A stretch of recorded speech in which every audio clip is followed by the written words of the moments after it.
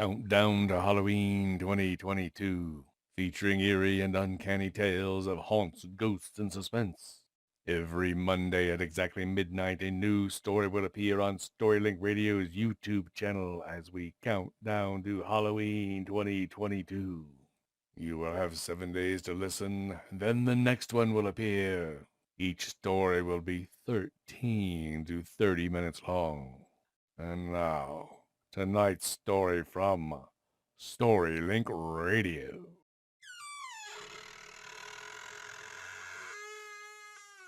The Occupant of the Room by Algernon Blackwood.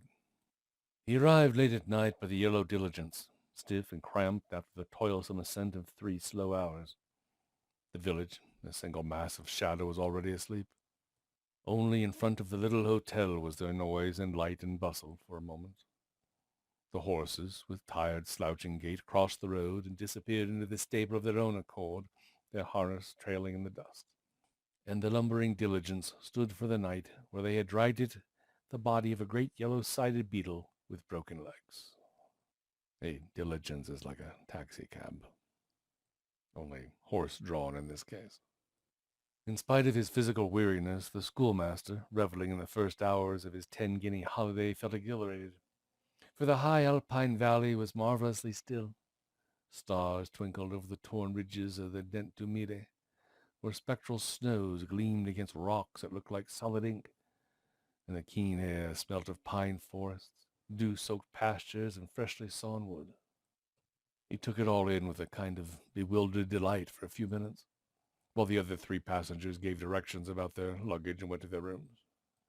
And then he turned and walked over the coarse matting into the glare of the hall, only just able to resist stopping to examine the big mountain map that hung upon the wall by the door.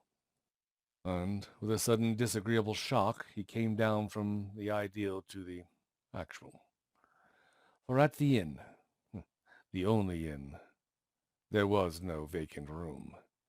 Even the available sofas were not available, being occupied. Oh, how stupid he had been not to write. Yet it had been impossible, he remembered, for he had come to the decision suddenly that morning in Geneva, enticed by the brilliance of the weather after a week of rain. They talked endlessly, this gold-braided porter and the hard-faced old woman. Her face was hard, he noticed, gesticulating all the time and pointing all about the village with suggestions that he ill understood, for his French was limited and their patois was fearful. There he might find a room, or there. But we are, hélas, full, more full than we care about. Tomorrow, perhaps, if so-and-so gives up their rooms. And then, with much shrugging of shoulders, the hard-faced old woman stared at the gold-braided porter, and the porter stared sleepily at the schoolmaster. At length, however, by some process of hope he did not himself understand, and following directions given by the old woman that were utterly unintelligible, he went out into the street and walked towards the dark group of houses she had pointed out to him. He only knew that he meant to thunder at a door and ask for room. He was too weary to think out details. The porter half made to go with him, but turned back at the last moment to speak with the old woman. The houses sketched themselves dimly in the general blackness. The air was cold. The whole valley was filled with the rush and thunder of falling water. He was thinking vaguely that the dawn could not be very far away, and that he might even spend the night wandering in the woods, when there was a sharp noise behind him, and he turned to see a figure hurrying after him. It was the porter running. And in the little hall of the inn there began again a confused, 3-cornered conversation, with frequent muttered colloquy and whispered asides in patois between the woman and the porter, the net result of which was that, if Monsieur did not object, there was a room, after all, on the first floor, only it was in a sense engaged. That is to say, but the schoolmaster took the room without inquiring too closely into the puzzle that had somehow provided it so suddenly. The ethics of hotel-keeping had nothing to do with him. If the woman offered him quarters, it was not for him to argue with her whether the said quarters were legitimately hers to offer. But the porter, evidently a little thrilled, accompanied the guest up to the room and supplied in a mixture of French and English details omitted by the landlady and the Minturn. The schoolmaster soon shared the thrill with him and found himself in the atmosphere of a possible tragedy. Now, all who know the peculiar excitement that belongs to high mountain valleys where dangerous climbing is a chief feature of the attractions will understand a certain faint element of high alarm that goes with the picture. Yes, one looks up at the desolate, soaring ridges and thinks involuntarily of the men who find their pleasure for days and nights together, scaling perilous summits along the clouds and conquering inch by inch the icy peaks that forever shake their dark terror in the sky. The atmosphere of adventure, spiced with the possible horror of a very grim order of tragedy, is inseparable from any imaginative contemplation of the scene. And the idea Minton gleaned from the half-frightened porter lost nothing by his ignorance of the language. This Englishwoman, the real occupant of the room, had insisted on going without a guide. She had left just before daybreak, 2 days before the porter had seen her start, and she had not yet returned. The route was difficult and dangerous, yet not impossible for a skilled climber, even a solitary one, and the Englishwoman was an experienced mountaineer at that. Also, she was self-willed, careless of advice, bored by warnings, self-confident to a degree. Queer, moreover, for she kept herself entirely to herself, and sometimes remained in her room with locked doors, admitting no one for days together, a crank, evidently, of the first water. This much Minton gathered clearly enough for the porter's talk while his luggage was brought in and the room set to rights. Further, too, that the search had gone out and might, of course, return at any moment, in which case, well, thus the room was empty, yet still hers. If Monsieur did not object, if the risk he ran of having to turn out suddenly in the night, well, it was the loquacious porter who furnished the details that made the transaction questionable, and Minton dismissed the loquacious porter as soon as possible, and prepared to get into the hastily arranged bed and snatch all the hours of sleep he could before he was turned out into the night. Now, at first, it must be admitted, he felt distinctly uncomfortable, shall we say. He was in someone else's room, after all. He had really no right to be there. It was in the nature of an unwarrantable intrusion, and while he unpacked, he kept looking over his shoulders, as though someone were watching him from the corners. Any moment, it seemed, he would hear a step in the passage. A knock would come at the door would open, and there he would see this vigorous Englishwoman looking him up and down with anger. Worse still, he would hear her voice asking him what he was doing in her room, in her bedroom. Of course, he had an adequate explanation, but still. And then reflecting that he was already half undressed, the humor of it flashed for a second across his mind, and he laughed quietly. And at once after that laughter, under his breath, came the sudden sense of tragedy he had felt before. Perhaps even while he smiled, her body lay broken and cold upon those awful heights. The wind of snow playing over her hair, her glazed eyes staring sightless up to the stars. It made him shudder to think. The sense of this woman whom he had never seen, whose name he even did not know, became extraordinarily real. Almost he could imagine that she was somewhere in the room with him, hidden, observing all he did. He opened the door softly to put his boots outside, and when he closed it again, he turned the key. Then he finished unpacking and distributed his few things about the room. It was soon done, for in the first place he had only a small Gladstone and a knapsack, and secondly the only place where he could spread his clothes was the sofa.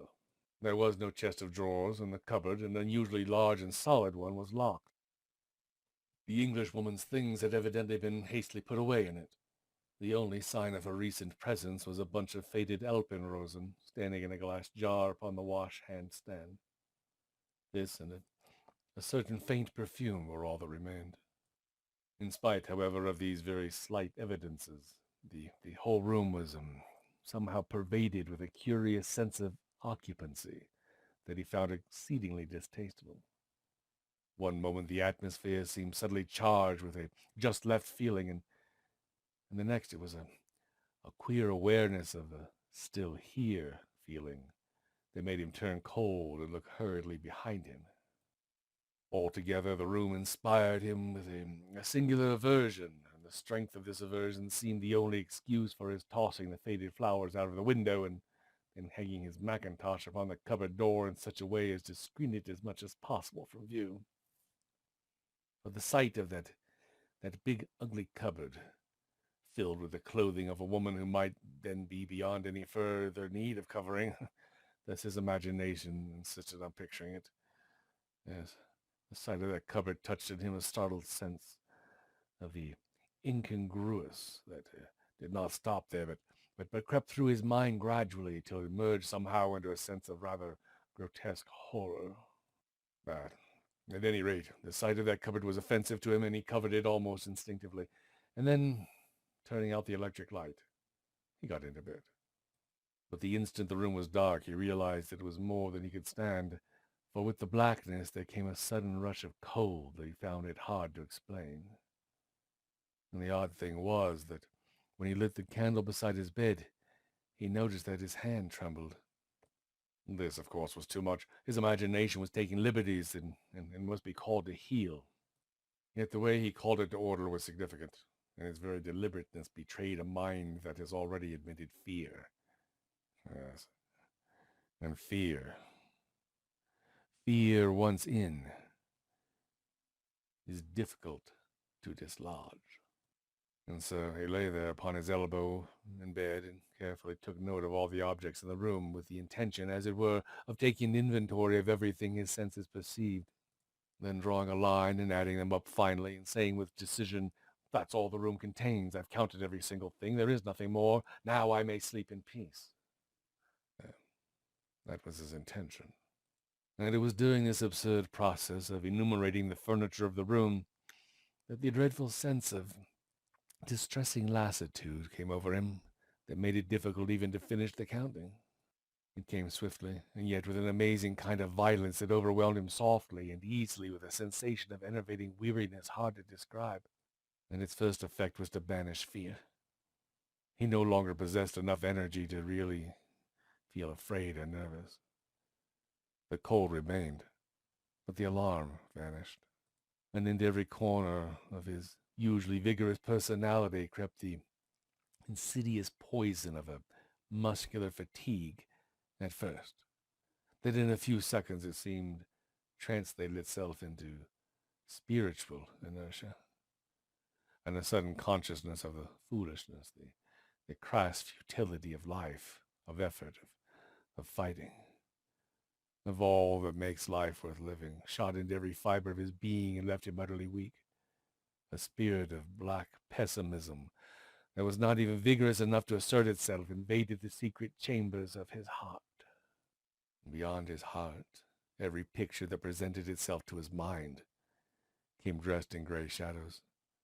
Those bored and sweating horses toiling up the ascent to nothing. That hard-faced landlady taking so much trouble to let her desire for gain conquer her sense of morality for a few francs. That gold-braided porter, so talkative, fussy, energetic, and so anxious to tell all he knew. What was the use of them? And for himself, what in the world was the good of all the labor and drudgery he went through in that preparatory school where he was junior master? What could it lead to? Wherein lay the value of so much uncertain toil when the ultimate secrets of life were hidden and no one knew the final goal? How foolish was effort, discipline, work. How vain was pleasure. How trivial the noblest life. With a fearful jump that nearly upset the candle, Minturn pulled himself together. Such vicious thoughts were usually so remote from his normal character that the sudden vile invasion produced a swift reaction. Yet only for a moment. Instantly again, the black depression descended upon him like a wave. His work, it could lead to nothing but the dreary labor of a small headmastership after all, seemed as vain and foolish as his holiday in the Alps. Ah, what an idiot he had been, to be sure to come out of the knapsack, merely to work himself into a state of exhaustion, climbing over toilsome mountains that led to nowhere, resulted in nothing. A dreariness of the grave possessed him then. Life was a ghastly fraud, religion a childish humbug, everything merely a trap of death, a covered toy that nature used as a decoy. But a decoy for what? For nothing. There was no meaning in anything. The only real thing was death, and the happiest people were those who found it soonest. Why then should he wait for it to come? He sprang out of bed, thoroughly frightened. This was horrible.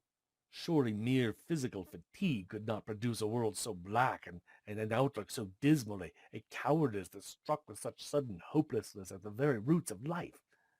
For normally he, Minturn, was cheerful and strong, full of the tides of healthy living. And this appalling lassitude swept the very basis of his personality into nothingness, and the desire for death. It was like the development of a second personality. He had read, of course, how certain persons who suffered shocks developed thereafter entirely different characteristics of memory and tastes and so forth. It had all rather frightened him. Though scientific men vouched for it, it was hardly to be believed, and yet here was a similar thing taking place in his own consciousness.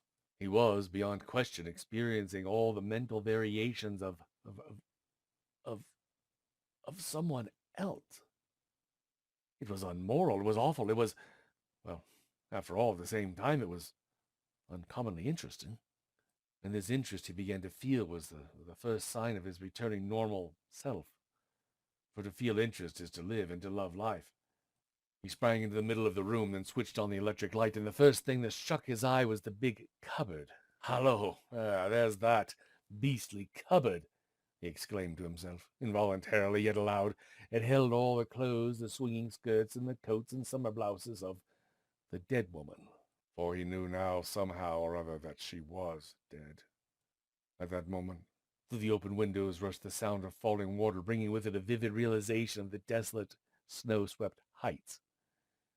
He saw her, positively saw her, lying where she had fallen, the frost upon her cheeks, the snow dust eddying about her hair and eyes, her broken limbs pushing against the lumps of ice. For a moment the sense of spiritual lassitude, of the emptiness of life, vanished before this picture of broken effort, of a small human force battling pluckily yet in vain against the impersonal and pitiless potencies of inanimate nature. And he found himself again, his normal self. Then instantly returned again that terrible sense of cold, of nothingness, of emptiness. Then he found himself standing opposite the big cupboard where her clothes were. He wanted to see those clothes, the things she had used and worn. Quite close he stood, almost touching it. The next second he had touched it. His knuckles struck upon the wood. Why he knocked, it is hard to say. It was an instinctive movement, probably. Something in his deepest self dictated it, ordered it. He knocked at the door, and the dull sound upon the wood into the stillness of that room brought horror. Why he should have done so, he found it as hard to explain to himself as why he should have felt impelled to knock in the first place. The fact remains that when he heard the faint reverberation inside the cupboard, it brought with it so vivid a realization of the woman's presence that he stood there, shivering upon the floor with the dreadful sense of anticipation. He almost expected to hear an answering knock from within, the rustling of the hanging skirts, perhaps, or worse still, to see the locked door slowly open towards him. And from that moment, he declares that in some way or other he must have partially lost control of himself, or at least of his better judgment. For now he became possessed with such an overmastering desire to tear open that cupboard door and see the clothes within that he tried every key in the room in the vain effort to unlock it. And then, finally, before he quite realized what he was doing, he rang the bell. But, having rung the bell for no obvious or intelligent reason at 2 o'clock in the morning, he then stood waiting in the middle of the floor for the servant to come, conscious for the first time that something outside his ordinary self had pushed him towards that act. It was almost like an internal voice that directed him. And thus, when at last the steps came down the passage and he faced the cross and sleepy chambermaid, her being amazed at being summoned at such an hour, he found no difficulty in the matter of what he should say. For the same power that insisted he should open the cupboard door also impelled him to utter the words which he apparently had no control over. "It's not you I rang for," he said with decision and impatience. I want the porter. Wake him and send him up to me at once. Hurry! I tell you, hurry!" And when the girl had gone, frightened at his earnestness, Minturn realized that the words surprised himself as much as they had surprised her. Until they were out of his mouth, he had not known what exactly he was saying, but now he understood that some force foreign to his own personality was using his mind and organs.